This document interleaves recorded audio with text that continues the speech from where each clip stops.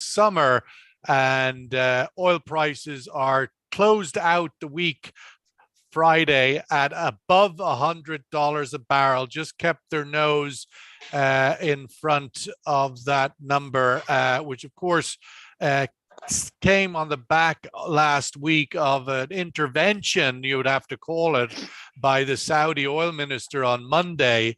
A quiet Monday, one would have thought, and out of the blue came the Saudi oil minister, who gave a sort of a rocket to an oil price that was on a downward trajectory, one might think. The end of the week, of course, we had the big speech by Fed Chairman Powell, which, as expected, I would say, was sort of somewhat hawkish, as they say.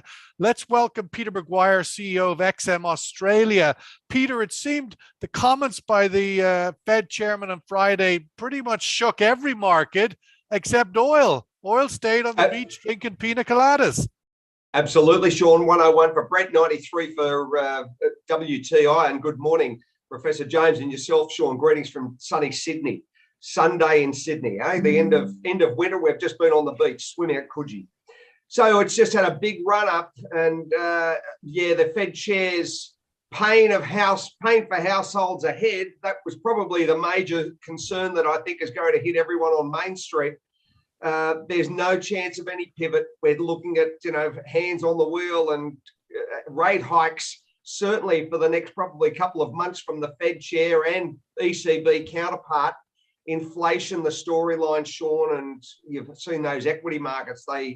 Nasdaq was down 4%. That was their feeling towards it. So US dollar being pumped up nearly at 109 for that US dollar index. So it's been a very solid move. And have a look at the euro. You'd like to be a US traveller going through the Champs-Elysees with a pocket full of euros, wouldn't you?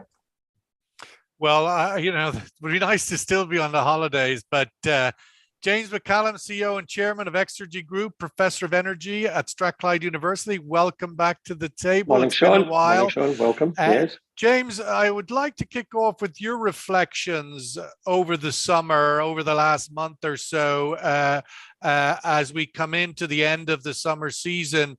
What do you think we take forward? What was the main things that you take away from the developments over the last few weeks, summer, and go into the sort of the real time of September 1st? Well, look, I think in many ways the summer was all about just drifting sideways. Clearly, in the small volumes of trade that were happening on the markets, there was clearly a desire to see the markets come back, something which, as Peter has just reflected upon, took a very big hit on Friday, perhaps as people returned to their desk, and indeed we did get the hawkish message coming out of the United States. I'm not sure that we won't see a more positive move in the markets this week again. As that desire to see the markets come back, we'll see positive activity.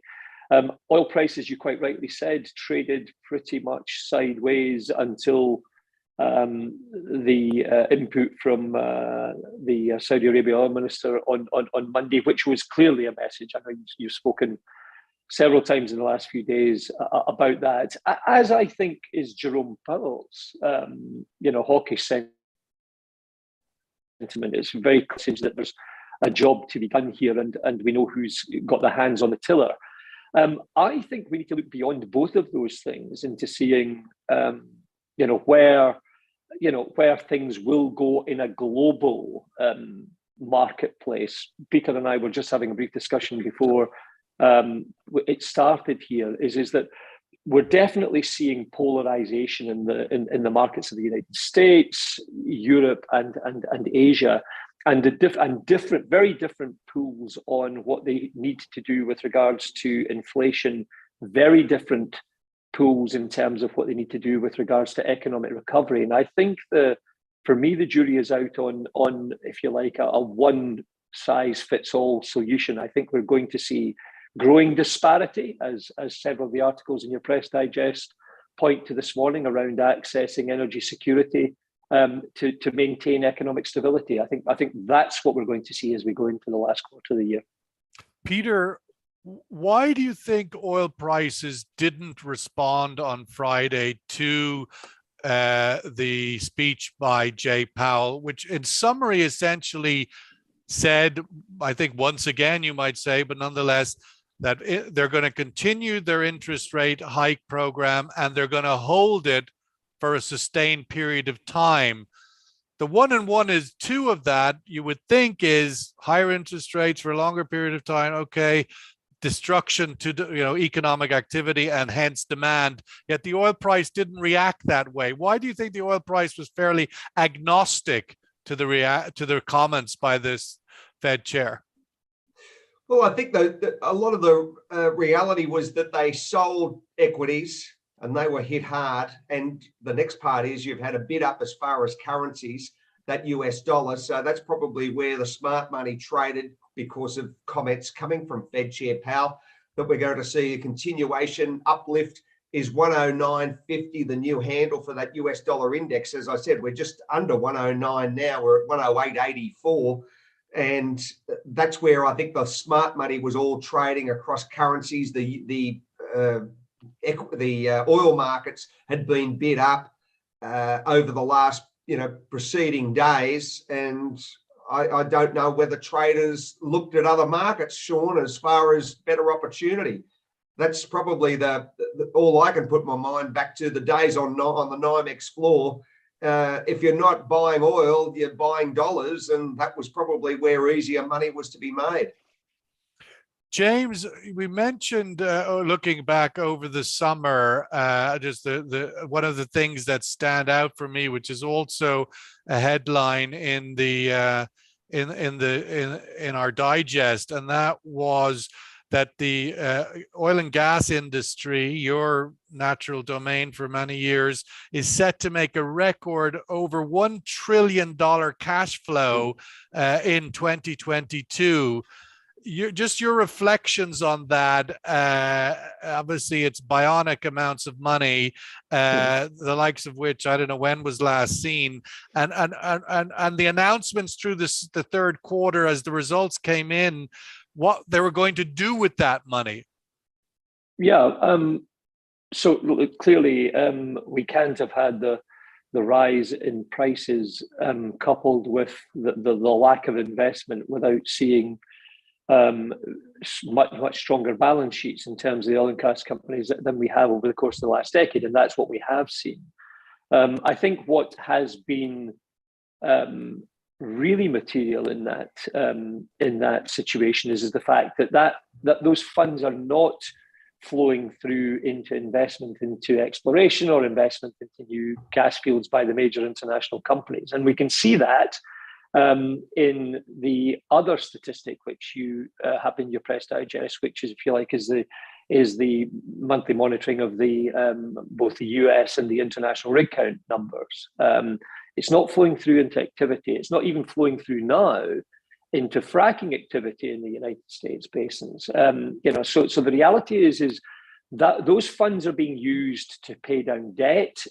They're being used to maintain enthusiasm amongst their investors with dividend payouts. In a small part, they're being used to reinforce the fact that some of the major international oil and gas players are very committed to the diversified energy story. That's playing through.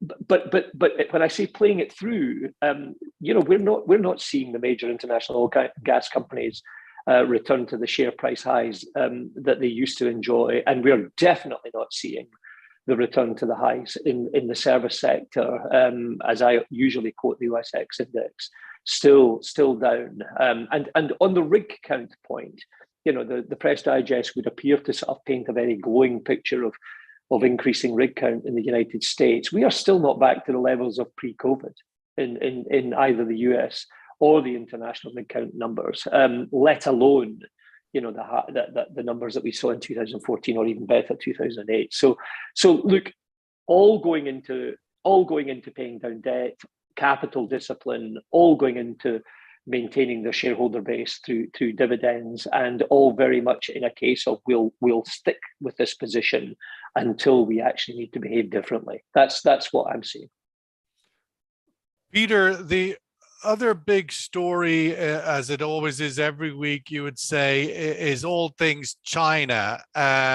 The China have, I mean, like there seems to be many parts of the world, but particularly extreme drought over the recent weeks of the summer.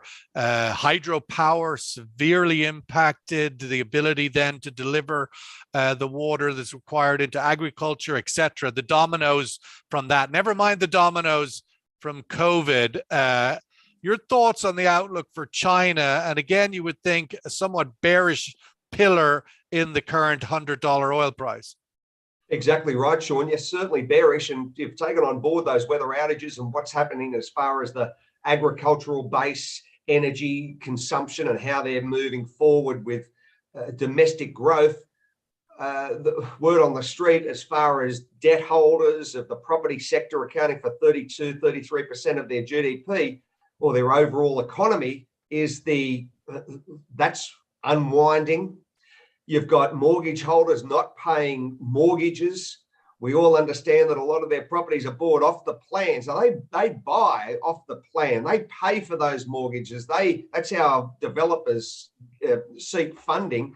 They don't do it the other way around like they do in Australia.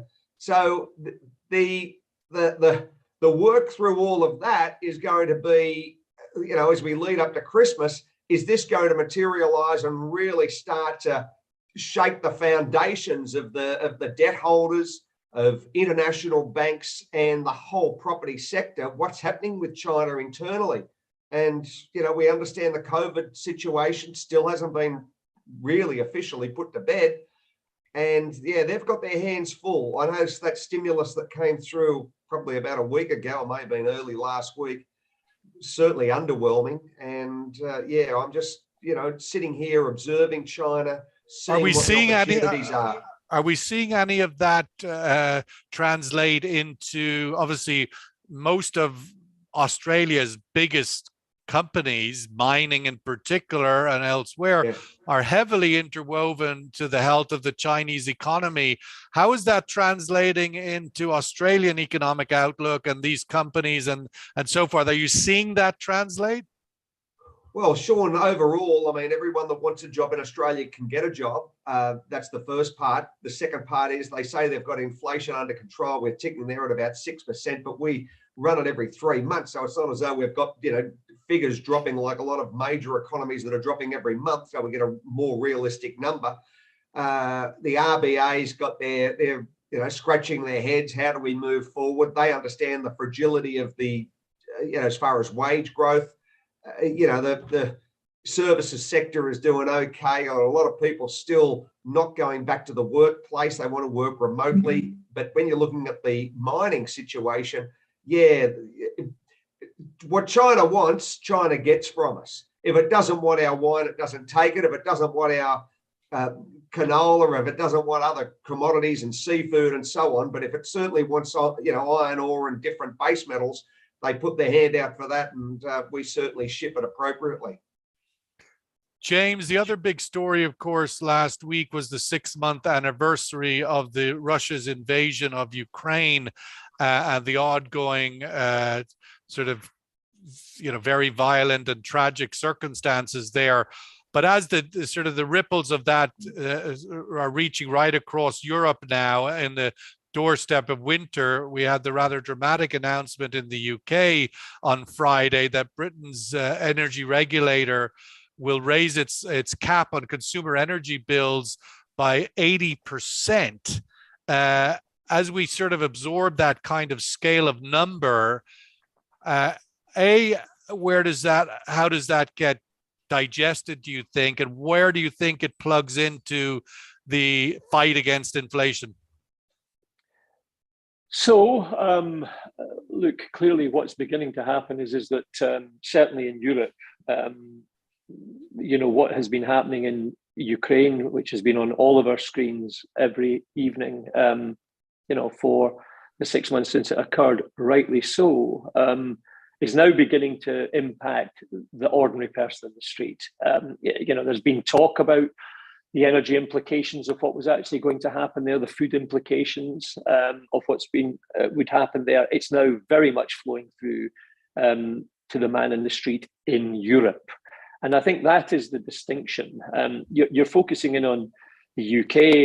I thought Carol, did a very apt summary when she sort of summarised UK politics at the present moment in time as erratic at best, as it's focused in on an election process for a new Conservative Party leader and ultimately Prime Minister of the UK. And indeed, one can almost not give any credence to the promises being made at the present moment in time. We'll see what flows through. But certainly Ofgem having increased the price cap to the level that it is going to have a material impact on households and spending. And I think it's worth saying, when, as the person on the call who's sitting in Europe, you are seeing that materialize in terms of spending patterns into the supermarkets, and that's before we get to the point where we've got to decide whether we turn the central heating back on in October or defer. Interestingly enough, I quote the OSX index to you regularly, Sean. I'm almost tempted to start to create a little index to measure the sort of economic and robust strength in Europe as the Ryanair index. And I'll give you a perfect example of what I mean by that.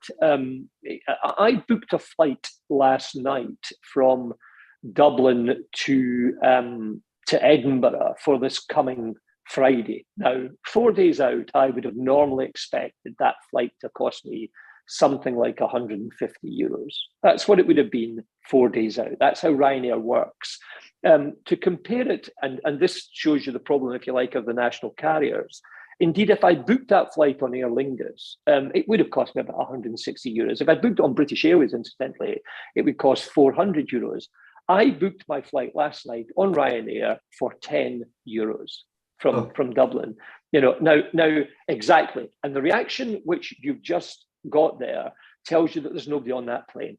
And that's the man on the street. Ryanair, the carrier of the man on the street, is not getting onto planes. And if you actually, I then thought to myself, I'd take a look at the months ahead to take a look at the chart. Usually it's a mixture of, a little bit of green far out, a bit of amber and a bit of red if you're close up to 4 days. It's all green all the way out. So people are stopping the traveling now. And I think that is a material example of the fact that people are really beginning to pull in the reins in Europe and will continue to do so. And I think if you take a look at again, Carol talked about this, if you take a look at the way people's behavior is around energy consumption, they are beginning to not use the hot water. They will wind back their energy consumption on central heating 10 to 20%. That will have a material impact on where the markets currently go. The one other thing I will say, because I think it's actually reflecting a secondary story in the press digest, which is the Japanese position around Sakhalin 2. What we are beginning to see is real breakaway here in terms of where people access any source of gas. In Japan's case, they're happy to go and take Russian gas because it underpins that economic security. In Europe's case, they're trying to buy up as much as they can of Middle East gas and LNG and underpin that need in the winter coming up. And Germany, probably has already got 80 to 90% of that market covered. I wanted Peter just to pick up on that point about the sustainability of this high inflation.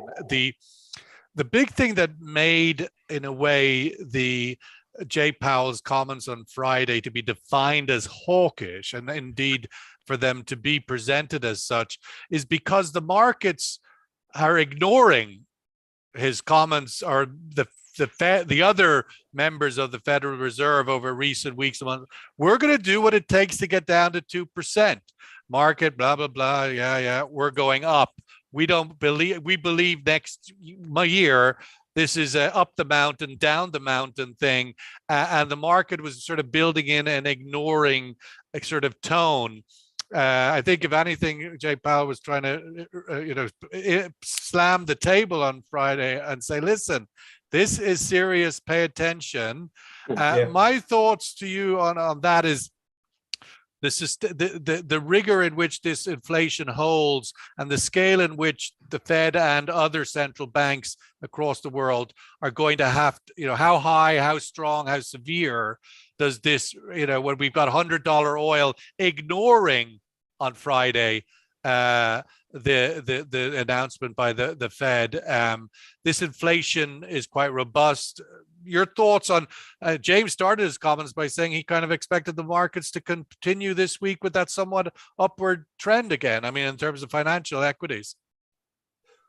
Well, first off, I wouldn't be surprised, Sean, that oil has a little bit of I'm not saying a run, but I think it's going to be this time next week, it'll be higher than what it is right now. If you're looking as far as equities, don't take your eye off the ball that we added 7 trillion with a T over that 8-week period or 9-week period from June on US equities. And a lot of traders are saying the general, the mannerism wasn't bullish for the stock buyer. It was the unwinding of all these hedge fund positions as far as shorts, put options and so on. So as the traders realized that they wanted to actually close those positions, the market moved up, but the consumer or the appetite as far as day traders, they haven't been long. So they haven't seen, this is according to prime brokers. So there's the first part from an equity standpoint. The second part, building on what James mentioned, that, £10 for a flight. Yeah, I mean, it's just, you wouldn't, the taxi fare would cost you 3 times that to get to the airport. That was certainly against trend of anything I've heard recently in terms of, I mean, we just had a big story on the Dubai radio on Friday about the route between the UAE and India, which is about over 100 flights a week, and their prices are through the roof, 5,000 plus dirhams for your average economy ticket, from which is essentially a low-cost flight, 2-3 hours from Dubai to India. It's through the roof. So James's narrative is certainly not one I've heard. But please continue. Well, I mean, the hurt as far as Europe and certainly the UK with energy prices, and I think that consumers are realising that, and they're starting to tighten their buckles, as James said, as far as hot water consumption.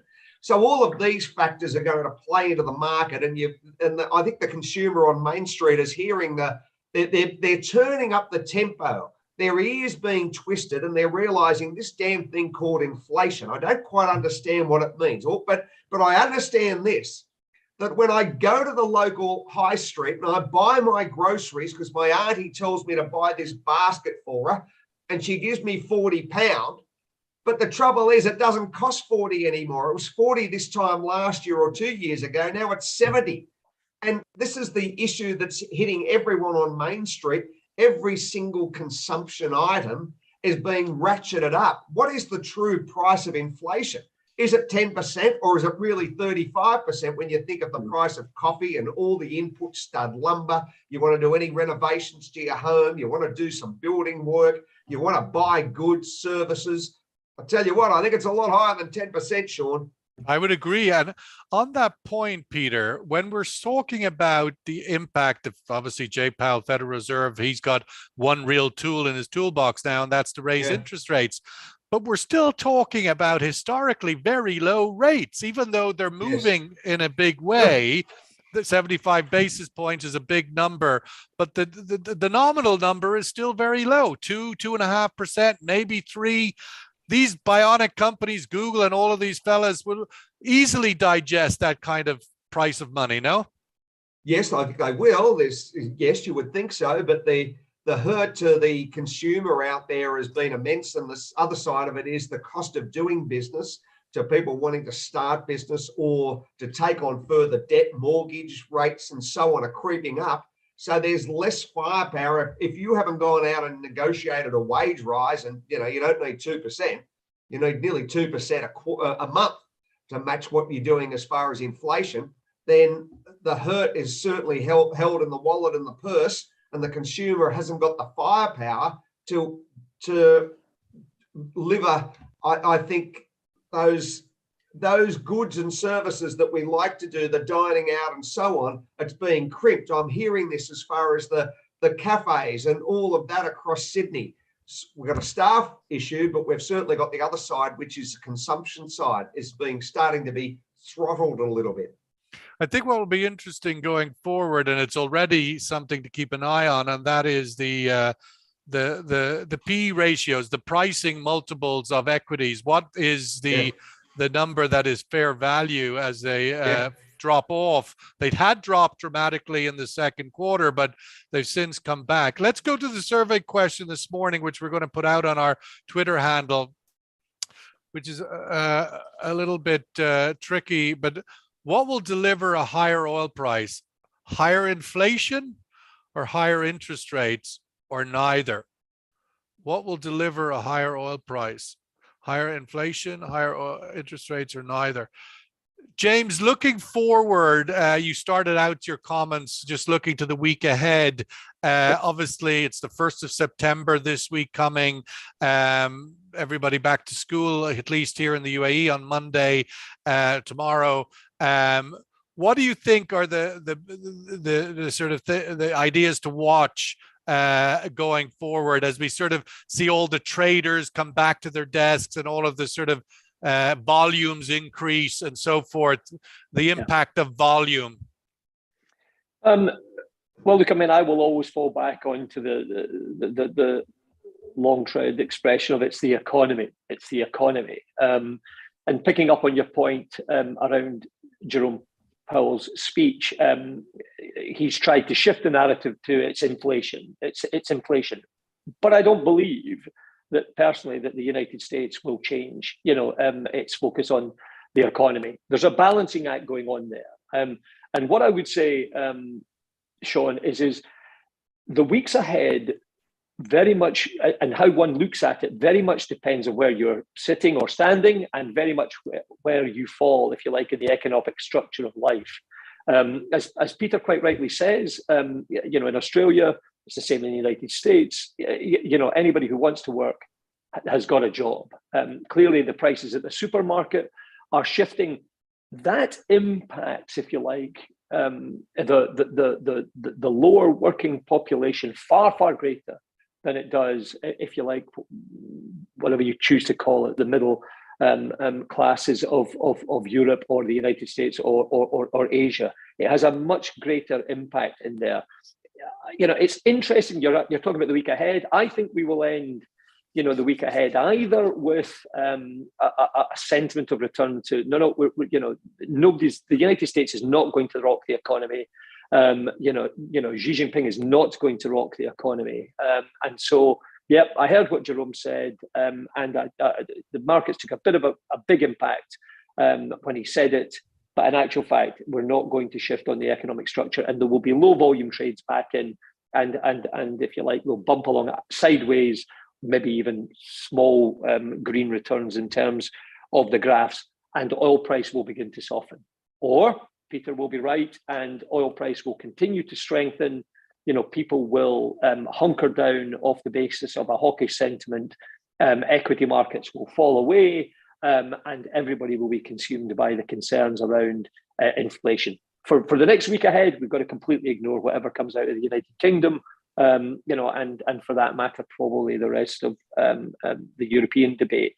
I think this next week is all going to be about whether people get back to it's the economy or they stick with Jerome Powell's message for the week. It's all about inflation. Peter, picking up on that and your closing thoughts, inevitably Wall Street, the city will have had a chance to digest Powell's comments on Friday. There's still a data point or two to come in before the next Fed meeting. Non-farm payrolls next week. Your thoughts? Well, I think if we look last month, Sean, they shot the ball out of the park. We were tipping 250 and they double that. So it was very, very bullish. The general consensus at the moment is going to be weaker this time round. And, maybe that 230, 235 sort of handle is the number that I'm seeing quoted. So it's a very difficult number to be correct in your assumptions because there are so many different frameworks that impact price. Pardon me, not price, but the. Do you think whatever number it is, do you think it will direct or determine the direction of the market's perception of the next Fed move? It's going to have an impact, Sean. I mean, if it underwhelms, it's going to be a little bit of a wake-up call, and that's going to add more problems to Fed Chair Powell and his decision-making. And if it's a high number, then it's probably pedal to the metal and they hit 75 basis points. So, yes, it's not an easy position for Fed Chair Powell and his gang. Does 50 basis points signal more equity rallies? 75 does the opposite? I don't know whether it really has too big a difference between the two numbers. It's just I want to see. I'd love to have a crystal ball to look at the 28th of September in a month's time and see where US equities are, because I think it's going to be very volatile, and you're seeing, push downs of 4% on the NASDAQ, what we experienced on Friday night. I'm expecting some showtime over the next couple of weeks as far as volatility. Well, let's just get this little survey result that we've done here before we put it out on the web. So neither seems to be the dominant answer. Higher inflation, it's a third. Looking forward to the week ahead and somewhat beyond, we do have the big noise of the U.S. election kicking in, and it seemed in some ways that as James made, or Peter, the reference to the fact that Biden or Xi will not be looking to stir things up, as both face a fairly important quote unquote re-election. And interestingly, they seem to have a truce last week, which we didn't even mention, but that China and the United States actually agreed on something for a change, which is the idea that there was a big move in the United States to recalibrate how they value Chinese companies listed and how they audit Chinese companies listed on the US stock exchange. And the mouthpiece of the Chinese government, the Global Times, wrote an op-ed praising this agreement as a symbolic case of how these nations can work together and so on. But the move towards the China political moment and the US political moment will certainly start to have a big noise and a big, what's its relevance and impact? I don't know. We'll have to see whether inflation becomes hyped up even to the even higher levels because it becomes the political hot potato or not. But clearly, it has an impact. Thank you so much, a big one, Peter and James, for your insights, for joining us on Sundays. Hopefully, we'll have you back again soon. And safe travels on Index Ryanair. We look forward to that one next week. I know, having just bought a ticket from one of the family members to move between point A and point B in Europe last week, Ryanair seems to still have some chunky numbers on its prices as well. Maybe nobody just wants to go to Edinburgh, James. I don't know if that's the one. Hey, listen, who knows? End of the festival. Yeah, exactly. Everybody's getting out of town. All right, guys, take care. Talk to you soon. Thank you very much, Cheers. Sean.